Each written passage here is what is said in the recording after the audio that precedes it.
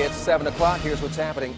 This morning, we're following breaking news in Virginia Beach, where one person died in a crash. It happened on South Independence Boulevard near Edwin Drive. That's near Mount Trashmore.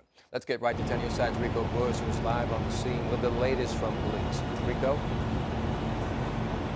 Good morning, Donna. A source tells me that that victim is a woman and that she died at the hospital. Take a look here at that pickup truck. You can see a lot of damage after that crash. Now, Wrecker is on scene right now, getting ready to remove this vehicle from the scene. Earlier this morning, we were telling you how police were having a very hard time trying to identify that victim because they couldn't find an ID. Well, they just got through going through that victim's car to see if they can find some form of identification.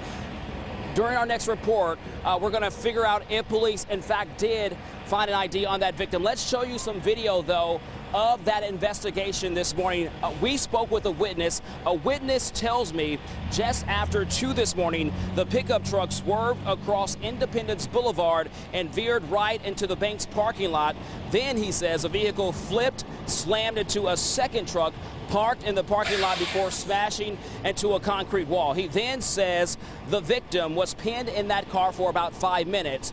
That witness tells me he tried to help her, but she kept going in and out of consciousness. Rescue teams, police, and paramedics eventually got that victim out of the car and took her to the hospital, and that's where investigators say she died. Now, that same witness tells me he never saw that car speeding before the crash happened. The crash team is still trying to determine exactly what led up to this deadly crash at this bank.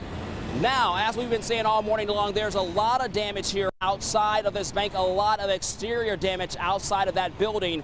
We hope to show you that at 7:30 once this record moved from this crash site, but we'll continue to follow this story. We'll have the very latest for you in about 30 minutes. That's the latest here in Virginia Beach. I'm Rico.